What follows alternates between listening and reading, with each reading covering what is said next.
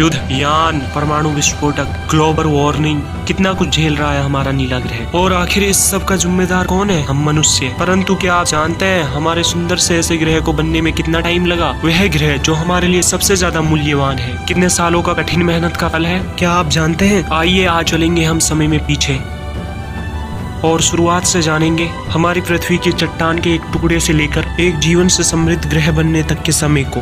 तो आइए हम समय में पीछे चलते हैं, थोड़ा और पीछे।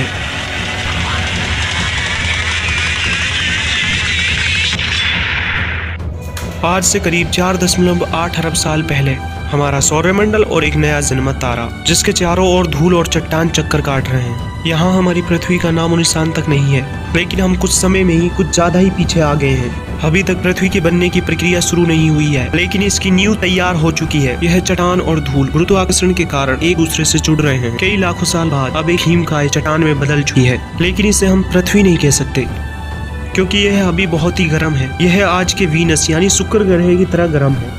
आज से करीब 4.5 अरब साल पहले धरती की सतह पूरी तरह खोलते लावे से ढकी है।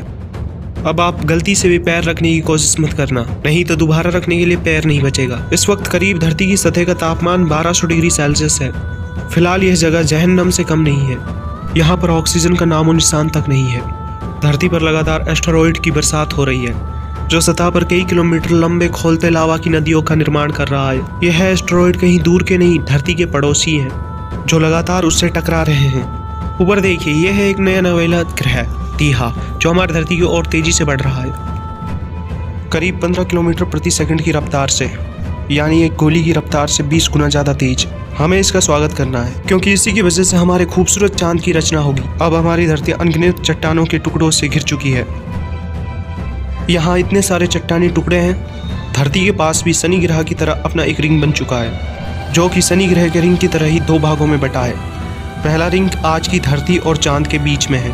इस रिंग से धरती पर लगातार एस्टेरॉइड बरस रहे हैं, लेकिन एस्टेरॉइड की असली बारिश अभी तक शुरू नहीं हुई। अब यह रिंग ग्रेविटी के चलते धीरे धीरे 3000 किलोमीटर चौड़े एक गोलीय पिंड में बदल जाएगी। यहाँ पर अब हम देख रहे हैं अपने चांद के जन्म को। यह है हमारा चांद। इसमें फिलहाल अभी कोई दाग नहीं है। यह है हमारी अब धरती के काफी नजदीक है, जिसकी वजह से यह हमें इतना बड़ा दिखाई दे रहा है।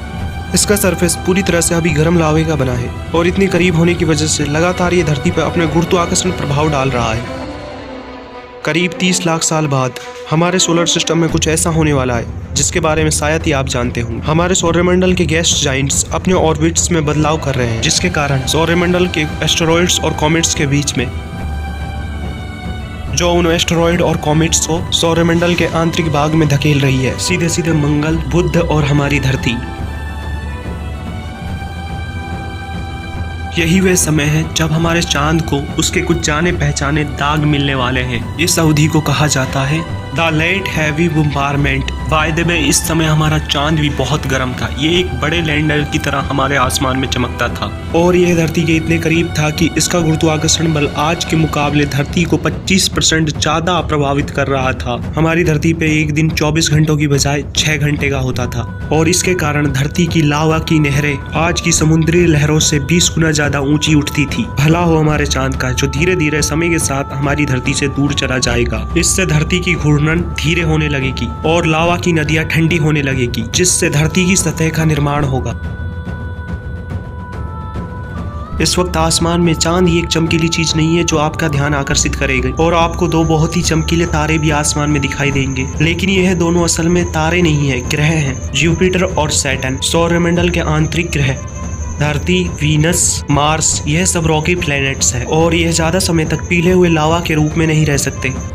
और वहीं पर जुपिटर और सैटर्न गैस जाइंट्स हैं, जो कि आसानी से लंबे समय तक गर्म रह सकते हैं। धरती के जन्म के इस समय काल में जुपिटर का टेम्परेचर 5000 डिग्री सेल्सियस रहा होगा, और सैटर्न का 3000 डिग्री सेल्सियस तक। जुपिटर उस वक्त हमारे सूरज से भी ज्यादा चमकीला था। जैसा कि साइंटिस्ट कहते हैं कि तारे अपने जीवन के साथ साथ और भी ज्यादा चमकीले और गर्म हो जाते हैं। जो सूरज था वह आज के मुकाबले 30% कम चमकीला था, लेकिन 4 अरब के लंबे समय अवधि में यह ग्रह भी धीरे धीरे ठंडे हो जाएंगे। अब फिलहाल धरती के वायुमंडल में एक ही गैस है, मीथेन। गलती से भी इसमें सांस मत लेना, नहीं तो कुछ मिनटों में ही आपकी मौत हो जाएगी। प्लेट हेमी मूवमेंट के दौरान लगातार कॉमेट्स की भी बरसात हुई थी, जिन्होंने अपने साथ धरती पर पानी का भी परिमाण किया था। अब धरती चारों तरफ से समुद्र से घिरी हुई थी, लेकिन ना तो यहाँ पर हमारे लिए पैर रखने के लिए जमीन थी, ना सांस लेने के लिए ऑक्सीजन। धरती अब कुछ हद तक पृथ्वी कहने के लायक बन चुकी है। अभी इसमें जीवन का बीज नहीं पनपा है। आखिर इसके बाद क्या हुआ था? धरती पर जीवन की शुरुआत कैसे हुई थी? आपको इस सीरीज के एपिसोड 2 को देखना पड़ेगा। यह एपिसोड कुछ टाइम में YouTube पे अपलोड कर दिए जाएंगे। आज के लिए बस इतना ही। अगर आपको यह वीडियो पसंद आई हो तो लाइक एंड शेयर कीजिए। अगर आप नए हो इस चैनल पे और ऐसे इंटरेस्टिंग वीडियोस देखना पसंद करते हो, इस चैनल को सब्सक्राइब कीजिए और कीजिए बेल आइकन को प्रेस।